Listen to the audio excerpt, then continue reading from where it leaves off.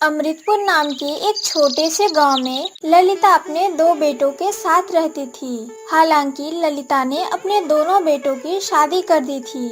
उसने घर में बहुएं ला रखी थी, लेकिन उसकी बड़ी बहू बहुत काली थी परंतु गुणवती थी और उसकी छोटी बहू बहुत सुंदर और रूपवती थी, लेकिन अपनी सुंदरता को लेकर उसे बहुत घमंड था।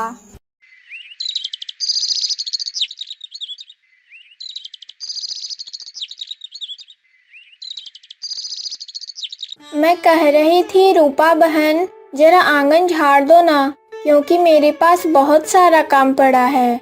तुम बस आंगन झाड़ दो, बाकी मैं सभी काम कर लूंगी। तब रूपा मन में सोचने लगती है, इस आंगन में इतनी धूल मिट्टी पड़ी है और अगर मैं अभी झाड़ने जाऊं तो मेरे पूरे शरीर पर धूल मिट्टी भर जाएगी।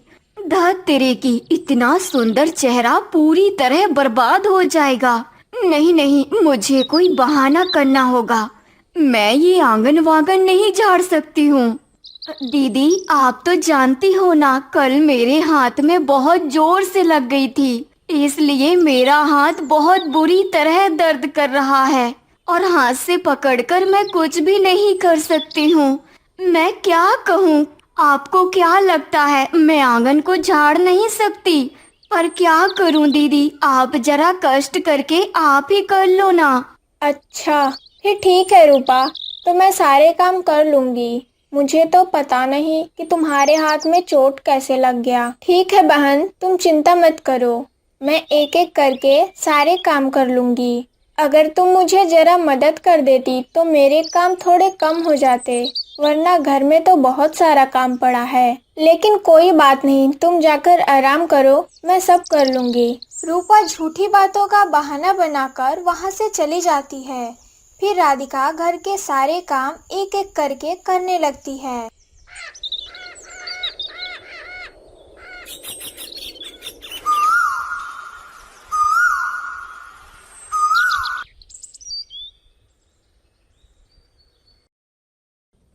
अरे बहू, तुम सुबह से अकेले ही सभी काम कर रही हो। वैसे छोटी बहू कहाँ चली गई? उसे तो यहाँ आसपास भी नहीं देख रही हूँ मैं। माँ जी, मैं क्या कहूँ, छोटी के हाथ में चोट लग गई है, इसलिए वह कुछ कर नहीं सकती।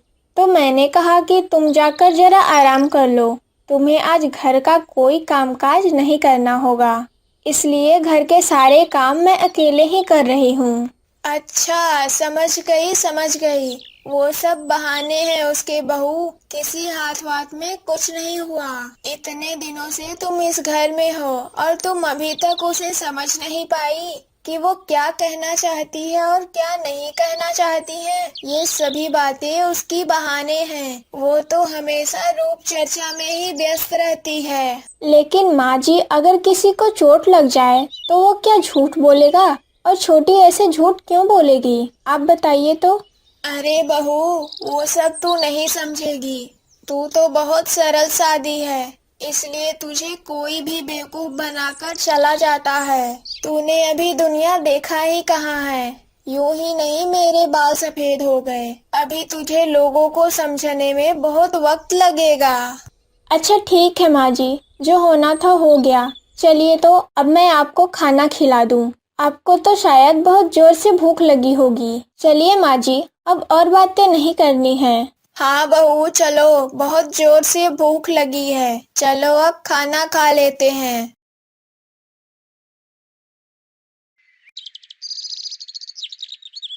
ये जी, सुन रहे हो, इस गांव में सबसे ज्यादा सुंदर कौन है? बोलो तो। अरे भाग्यवान, ये कैसा सवाल कर रही हो, बताओ तो। अरे बोलो ना, इस गांव में सबसे ज्यादा रूपवती कौन है? बोलो तो। भाग्यवान, इस गांव में तुम सबसे ज्यादा सुंदर हो। तुमसे ज्यादा रूपवती कोई है ही नहीं। हाँ, फिर ये भी जान लीजिए, मुझसे ज्यादा सुंदर कोई और हो भी नहीं सकता। पता नहीं माँ ने तुम में ऐसा क्या देखा जो तुम्हारे साथ मेरा ब्याह करा दिया। ये कौन जानता है, मैं तुमसे और अच्छा लड़का पा सकती थी, समझे? क्योंकि मैं इतनी सुंदर हूँ कि कोई भी लड़का मुझे देखते ही पसंद कर लेता। क्यों भाग्यवान, ये सब तुम कैसी बातें कर रही हो? क्या मैं दिखने में बुरा हूँ या मुझ में कोई कमी है? बोलो तो जरा। हाँ, जाओ ना, जरा शीशे के सामने खड़े होकर अपना चेहरा देखो, तब समझ आएगा तुम मेरे साथ बिल्कुल नहीं जचते, समझे? तुम कहाँ और मैं कहाँ, पता नहीं माँ ने किस दुख में तुमसे मेरा ब्याह किया, ये कौन जानता है भला। देखो भाग्यवान, इतना ज्यादा रूप का घमंड करना अच्छा नहीं है। आज तुम्हारा रूप है तो कल नहीं भी हो सकता है, लेकिन इंसान के मन और गुण ज्यादा अच्छा होना चाहिए। लेकिन वो तो तुम्हारे मन में है ही नहीं। सारा दिन बस रूप चर्चा में बैठी रहती हो। ये सुनो, मेरे सामने बिल्कुल बकवास बातें मत करना। तुम्हारा भाग्य अच्छा है कि तुम्हें मेरी जैसी इतनी सुंदर लड़की मिल गई, नहीं तो उस दीदी जैसी काली भूतनी तुम्हारी किस्मत में होती, समझे? क्यों, तुम्हारे रूप को धुलकर मैं पानी पी जाऊं क्या? हाँ, वो तो तुम पी ही सकते हो। अगर तुम्हारा चेहरा मेरे जैसा सुंदर हो जाए तब तुम कहना, ठीक है? जब तुम मुझे लेकर घर से निकलते हो तब आसपास के लोग मेरे रूप की तारीफें करते हैं।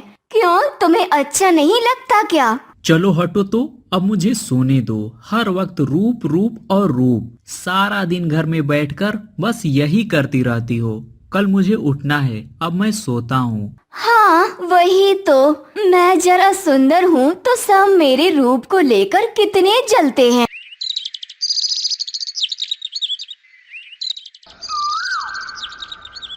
माँ जी, मैं कह रही थी जरा मेरे साथ चलिए ना, मेरी पीठ पर जरा साबुन लगा दीजिएगा। मेरी पीठ तक हाथ नहीं पहुँच रहा, इसलिए मैं अच्छे से साबुन नहीं लगा पा रही हूँ। चलिए ना माँ, आप जरा लगा दीजिए। सुनो छोटी, माँ जी की उम्र काफी हो गई है और इस उम्र में कुएं पर माँ जी का पैर फिसल सकता है।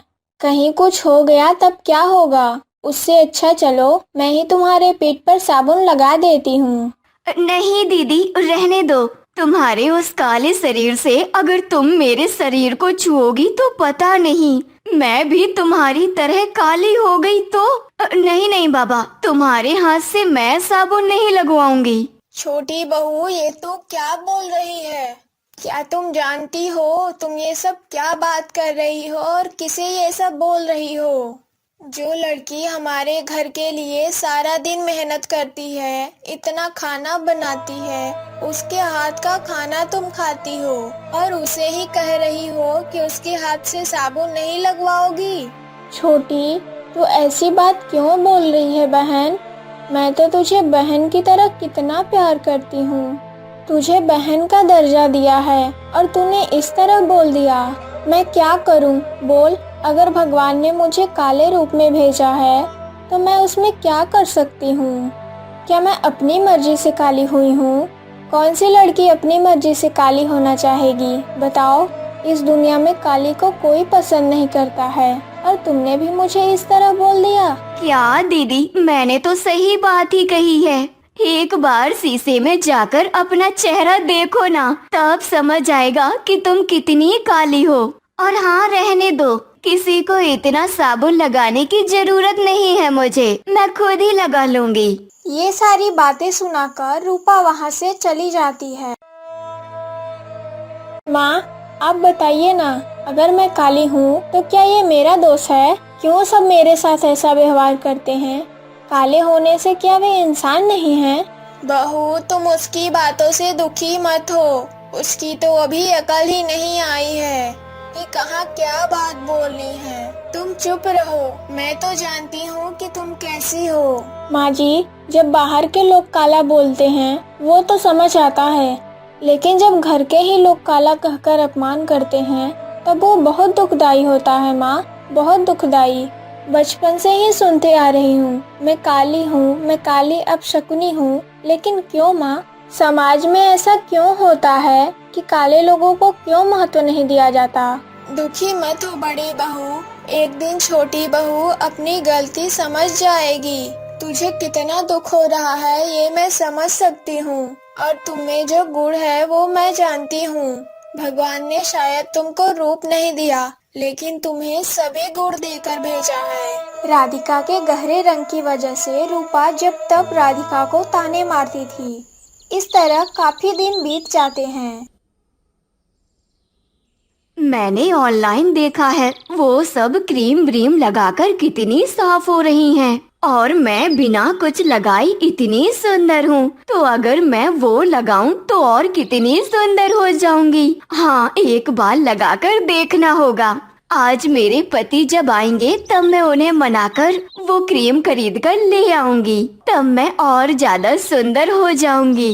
फिर राधिका रूपा को बाहर से बुलाने लगती है। रूपा, ओ रूपा, कहाँ चली गई? जरा बाहर आ बहन। अरे धत तेरे की, मुझे तालाब के किनारे जाना बिल्कुल अच्छा नहीं लगता।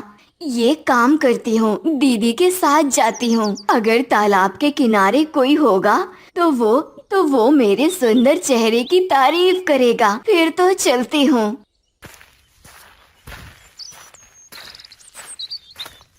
ठीक है दीदी, चलो मैं तुम्हारे साथ चलती हूँ। फिर दोनों तालाब के किनारे कपड़े धोने के लिए चल देती हैं। जब राधिका और रूपा तालाब के किनारे पहुंचती हैं, तब वहां गांव की 2 और भाभियां थीं। तब वो बोलने लगती हैं, ललिता काकी की छोटी बहू तो पूरी राजकुमारी जैसी लगती है। कितना सुंदर रूप है। इतना सुंदर रूप हमारे गांव में किसी का भी नहीं है। इतनी सुंदर कि मैं क्या कहूँ। हाँ दीदी, आप बिल्कुल ठीक बोल रही हो। ललिता काकी की बड़ी बहू को देखो, हांडी के पीछे जैसा काला रंग होता है वैसा ही लग रही है। और इधर छोटी बहू का रंग देखो, सोने जैसा चमक रहा है। वाह, कितना सुंदर लग रहा है। वैसे ओ छोटी बहू, ऐसा रंग तुमने कैसे बनाया? बोलो तो जरा, हमें भी तो बताओ। अरे ये सब क्या बोल रही हो आप? ऐसा रूप तो स्वयं भगवान ने मुझे दिया है। और हाँ, मैं बिना कुछ लगाए ही इतनी सुंदर हूँ। तो जरा ये बताइए, अगर मैं कुछ लगाऊं तो कितनी सुंदर दिखने लगूंगी? अरे छोटी बहू, तुम्हें कुछ लगाने की जरूरत नहीं है। तुम बिना लगाए ही इतनी सुंदर हो। जरूरत तो तुम्हारी जेठानी को है। तुम ऐसा करो, कोई क्रीम व्रीम लाकर अपने जेठानी को दो। बेचारी अपने चेहरे और शरीर का रंग थोड़ा बदल ले। हाँ, बस वही बाकी था। दीदी चाहे कितना भी कुछ लगाए, दीदी का रंग काले से सफेद नहीं होने वाला, ऐसा ही रह जाएगा। देखो छोटी, भगवान ने मुझे जो रंग देकर धरती पर भेजा है, मैं उसी के साथ अच्छी हूँ और मैं इसे ही रखना चाहती हूँ। मुझे ज्यादा शौक नहीं है गोरा होने का, और हाँ, मुझे किसी चीज को लगाने की जरूरत भी नहीं है।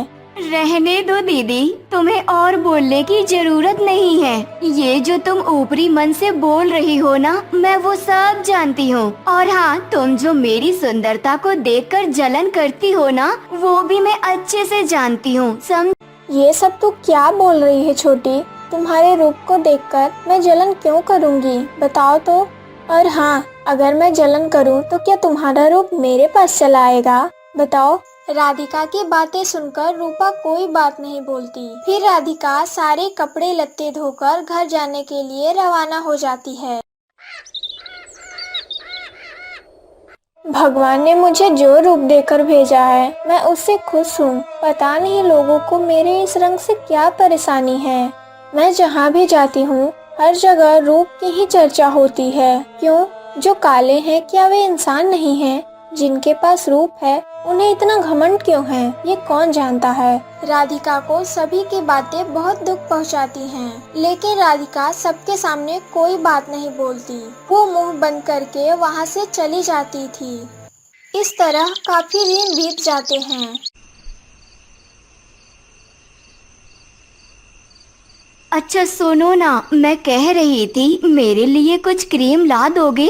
मैंने वो वीडियो में देखा है, वो लोग क्रीम लगाकर कितनी सुंदर हो रही हैं, तो मैं भी एक बार लगाना चाहती हूँ। ला दो ना, ला दोगे ना? क्यों भाग्यवान, तुम तो वैसे ही सुंदर हो, तो फिर क्रीम लगाने की क्या जरूरत है? देखो, क्या तुम नहीं चाहते हो कि तुम्हारी बीबी जरा सुंदर हो? सब उसकी कितनी तारीफ करेंगे। और हाँ, मैं इतना जो कुछ भी करती हूँ सिर्फ तुम्हें दिखाने के लिए ही करती हूँ। क्या तुम मेरे लिए इतना भी नहीं कर सकते? अच्छा ठीक है, तुम इतनी चिंता मत करो।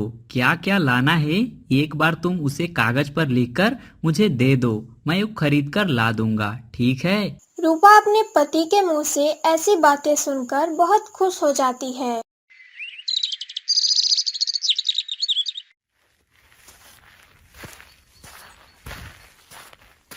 अच्छा छोटी, तू आ गई है बहन, बहुत अच्छा किया। जरा सब्जियां काट दे ताकि मैं सभी खाना जल्दी जल्दी बना लूं। सुबह से अकेले ही कर रही हूँ, अब तू आ गई है तो जरा मेरी मदद कर दे मेरी बहन। देखो दीदी, मैं वो सब्जी वब्जी नहीं काट पाऊंगी, और अगर सब्जी काटने गई तो मेरा हाथ भी कट जाएगा। अगर सब्जी काटने गई और मेरा हाथ कट गया तो क्या होगा बोलो तो? मैं वो सब नहीं कर सकूंगी, और तुम जैसा कर रही हो वैसा ही करो। छोटी, तो घर का कोई भी काम कभी अच्छे से नहीं करती हो, एक भी काम बोलने पर तू ऐसा क्यों करती हो? देखो दीदी, अगर मैं घर के काम काज करने गई तो मेरे शरीर और हाथ पैर पर मिट्टी लग जाएगी, और मैं नहीं चाहती कि मेरे इतने सुंदर शरीर पर धूल मिट्टी लगे। तू सुंदर है तो क्या घर का कोई काम नहीं करेगी? तो शादी क्यों की? बोल, घर पर ही रह सकती थी। तू तो जानती है ससुराल आने पर सारे कामकाज करने होते हैं। घर में वृद्ध माँ है तो तू क्या बोलेगी, किससे काम करवाएगी? मैं हूँ तो सारे कामकाज कर देती हूँ, और तू अगर अकेली होती तो क्या बोलती? इतना रूप रूप कर सकती थी, बोल। देखो दीदी, ये घर के काम काज तुम्हारी जैसी काली लड़कियों को ही शोभा देता है, मेरी जैसी इतनी सुंदर लड़की को नहीं। और हाँ, मैं ये सब नहीं कर सकूंगी। तुम जैसे कर रही हो वैसे ही करो, मैं जा रही हूँ। रूपा राधिका को ये सारी बातें बोलकर चली जाती है। अब अकेले इतना सारा खाना कैसे बनाऊं, ये समझ ही नहीं आ रहा। रात में जब रूपा का पति घर लौटता है तो वो साथ में अपनी बीवी की बताई सारी क्रीम खरीद कर ले आता है। भाग्यवान, इस बैग में तुमने जो जो क्रीम की बात की थी सब है, देख लो। उन क्रीम को देखकर रूपा बहुत खुश हो जाती है और वो मन में सोचने लगती है, मुझे इतनी खुशी हो रही है कि मैं आपको क्या बताऊं। मेरे पति मेरे लिए क्रीम खरीद कर ले आए। आज रात ही क्रीम लगाकर सो जाऊंगी और कल से और ज्यादा सुंदर हो जाऊंगी। ओहो। फिर रूपा उन क्रीम को अपने चेहरे, शरीर, हाथ पर लगाकर सो जाती है। जब रूपा सुबह नींद से उठती है तो देखती है उसके सारे शरीर और चेहरे पर बड़े बड़े घाव जैसे निकल आए हैं। अरे, मेरे सारे शरीर, चेहरे, हाथ पैर पर ये सब क्या निकल आया? इन सब की वजह से मेरा पूरा शरीर खराब हो गया है। अब मैं किसी को अपना मुंह भी नहीं दिखा सकूंगी। मेरे साथ ये सब क्या हो गया? फिर राधिका एक वैद्य जी को बुला कर लाती है। वैद्य जी रूपा को देखने के बाद कुछ जड़ी बूटियां देते हैं और वे बोलते हैं, इन जड़ी बूटियों को पीसकर घाव वाली जगह पर लगाना होगा। दीदी, तुम मेरे शरीर पर अपने हाथों से दवा लगाओगी? मेरा शरीर तो ऐसा लग रहा है जैसे सड़ गया है। दीदी, अगर वो चीज तुम्हारे हाथों पर लग गई तो तुम्हारा शरीर खराब हो जाएगा। आप मुझे ऐसे ही छोड़ दो, मेरे इस घाव को मत छुओ। धत पगली, इन सब से मैं नहीं डरती, और तू तो मेरी बहन है। तुझे आज इतना बड़ा कष्ट है और मैं ऐसे ही तुझे छोड़ दूं? मुझे जो होना होगा होता रहे, जब होगा तब देखा जाएगा। लेकिन तुझे पहले ठीक होना है, मैं तुझे ऐसे नहीं देख सकती बहन। दीदी, मैं समझ रही हूँ, मैंने हमेशा आपका कितना अपमान किया, आपको कितनी खरी खोटी बातें सुनाई हैं, आपके रंग को लेकर कितना मजाक उड़ाया है, और आज देखो भगवान ने मुझे वैसे ही बना दिया है। छोटी बहू, तू बिल्कुल चिंता मत कर। तुमने अपनी गलती समझ ली है, यही बहुत है। और हाँ, अब तो देखना, तू बहुत जल्दी ठीक हो जाएगी। तुम बिल्कुल चिंता मत करो। बहन, अब तू चुप हो जा। मैं अब इन जड़ी बूटियों को लेकर तेरे शरीर पर हर जगह लगा देती हूँ। देखना, कुछ ही दिनों में तो फिर से ठीक हो जाएगी। फिर राधिका उन जड़ी बूटियों को लेकर रूपा के सारे शरीर पर धीरे धीरे लगा देती है। इस तरह काफी दिन बीत जाते हैं और हर दिन लगाने से रूपा पूरी तरह ठीक सामान्य पहले जैसी हो जाती है। दीदी, ये सब कुछ आपके कारण हुआ है और अगर आप नहीं होती तो शायद मैं आज अपने पहले वाले रूप में वापस नहीं आ सकती। आपको क्या बोलकर धन्यवाद दूं? अगर धन्यवाद दिया तो बहुत छोटा होगा। मैं आपको धन्यवाद देकर छोटा नहीं करना चाहती। कोई बात नहीं रूपा, हमें कोई परेशानी नहीं है। तुम जो पूरी तरह ठीक हो गई हो, यही मेरे लिए खुशी की बात है। दीदी, मैंने अपनी गलती समझ ली है। मुझे माफ कर दो। और आज मैं समझ गई कि रूप का होना हर वक्त कुछ नहीं होता, गुण होना भी जरूरी है और वो तो आप में है दीदी। अब मुझे समझ आ रहा है कि आपको इतने दिन कैसा दुख हुआ होगा। आज के बाद मैं आपके रंग को लेकर कोई बात नहीं बोलूंगी। अगर कोई बोलेगा तो सबसे पहले मैं सामने खड़ी हो जाऊंगी। बहन, तुझे मैं और क्या बोलूं? तू तो मेरी छोटी बहन है और तुझ पर मैं क्यों नाराज रहूं? बोल। और हाँ, तूने जो अपनी गलती समझ ली है, यही मेरे लिए बहुत कुछ है। राधिका और रूपा इसके बाद से खुशी खुशी जिंदगी बिताने लगती हैं और गांव में अगर कोई राधिका के रंग को लेकर बात बोलता था तो ढाल बनकर रूपा ही सामने खड़ी हो जाती थी।